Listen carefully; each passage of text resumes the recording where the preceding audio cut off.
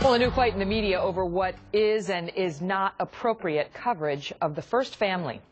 It started when Joan Walsh, the left-leaning editor-at-large of Salon.com, attacked a conservative blogger for revealing where Sasha and Malia Obama were recently vacationing. That piece, which was on Breitbart.com by the conservative blogger, raised questions about the expense of the trip in light of the budget changes we've seen in Washington and the whole sequester dust-up.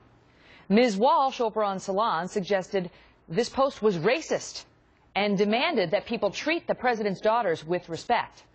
But this same writer, Joan Walsh, wrote a scathing article about the Bush family's, quote, alcohol troubles back in 2001, reporting on teenage twins Barbara and Jenna Bush, even appearing to suggest that the girls could be on the road to becoming alcoholics themselves. Monica Crowley is a radio talk show host. Kirsten Powers is a Daily Beast columnist. Both are Fox News contributors. And I have the piece that Joan Walsh posted in 2001 in front of me. It is into the first family's alcohol troubles. Now, at the time, the Bush daughters, their twins, were 19 years old. They were in college. And there had been some reports in the National Enquirer originally that she cites heavily in the piece, very dependent on the Enquirer, about some drinking incidents that they had.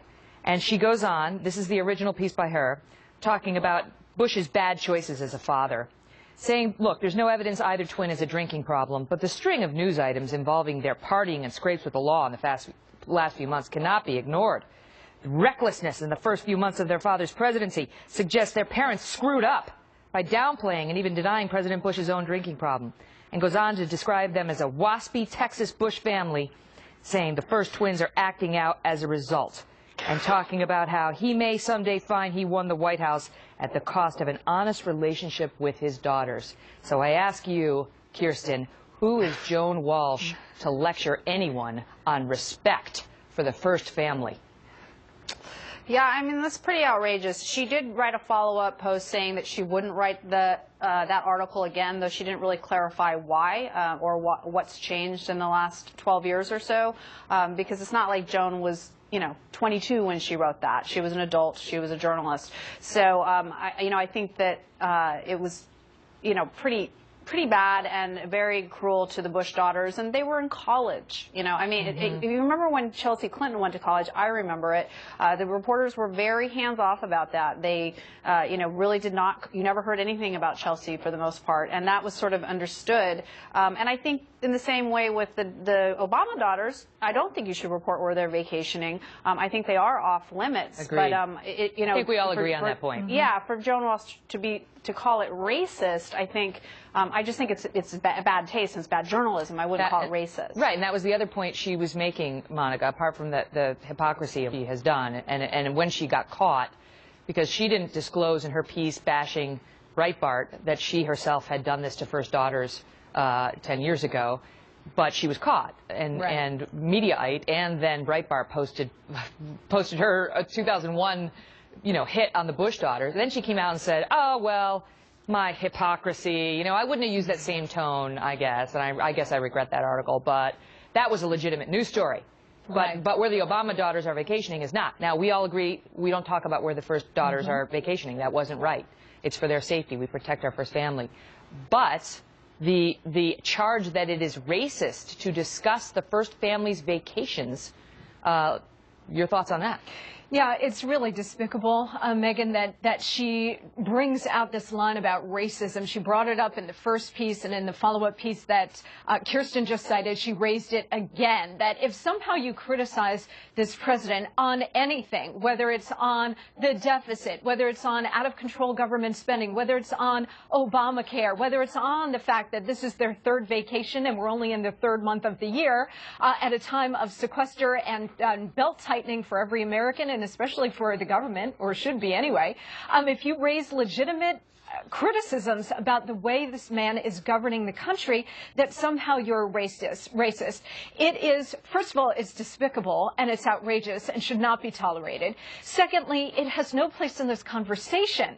I mean, remember, Martin Luther King Jr. said, let the time come when we don't judge by the color of skin, but by the content of character. Now we have the first black president. We should be extending that to, well, let's judge by the content of his policies and the way he's governing. What she is saying, Kirsten, is that the reason This is what she writes in her piece. The theme of most right-wing stories on Sasha, Malia, and Michelle Obama's vacations and leisure time activities seems to be that they're entitleduses when they do exactly the same kinds of things other presidents' families have done throughout history. And she talks about how she believes that that people think that they are, quote, uppity, and that there's a racist theme to talking about their expensive vacations in Aspen. That's where Michelle Obama went, and elsewhere. Yeah. Well, you know, look, this vacation thing goes on in every administration. I'm sure you all remember we always were hearing about George Bush's mountain biking and George Bush going to the ranch and how many times he'd gone to the ranch. And Maureen Dowd loved to write about it. You know, so it's so pervasive. You know, when John Kerry was running for president, you know, he goes windsurfing or he goes skiing or whatever. Each side does this. It's not race. There's nothing racist about it. They're just doing what they always do. It doesn't matter, you know. And for Joan to pretend like she doesn't know that, you know, that she did it herself. You know, this is just. I don't do it personally. I think they should be allowed to take vacations. Mm-hmm. But you know, and I'm sorry, Secret Service has to go along and it has to be paid for. It doesn't mean, you know, they should be overdoing it. But I don't begrudge them going on vacation. And certainly the daughters are off limits. Mm-hmm. But I read the Breitbart story, and it was the most straightforward story. I wouldn't have written it because he disclosed where they were, but and he didn't need to do that. He could have said they're at some ritzy place, period. Right. That's all. They didn't even have to get into it. You know, there's been a theme of, a string of vacations that the Obamas have taken that have been pricey to fancy places, in part because Barack Obama's from Hawaii.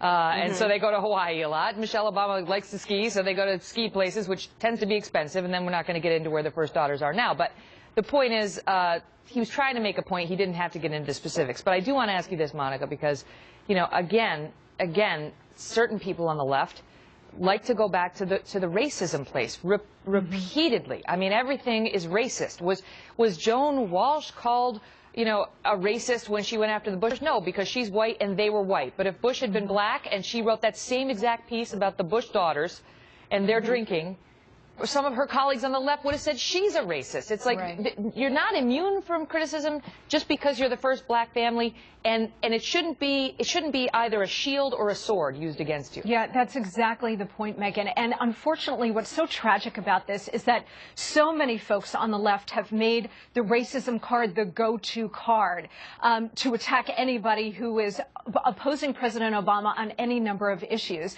And that is what's really, it's despicable and it's tragic because, yes, there is real racism that exists. And every time the race card is pulled and played in a place where it doesn't belong, every time racism is injected where it doesn't exist and where it hasn't existed and where it's inappropriate and has no place, then it actually dilutes real racism and makes it harder for people to take a look at real racism. So for the left to do this on a routine basis still after all of this time, it defeats their own purpose, Megyn, and it makes people tune out what they're saying. And she didn't have to go there. If she just said he shouldn't have done this, it's not what media people do, we tend to protect our first family, she would have been on solid footing. But she went to a dark place and she got caught. She got caught being hypocritical. Panel, thank you both so much. You bet. Thank you. Thanks, Megyn.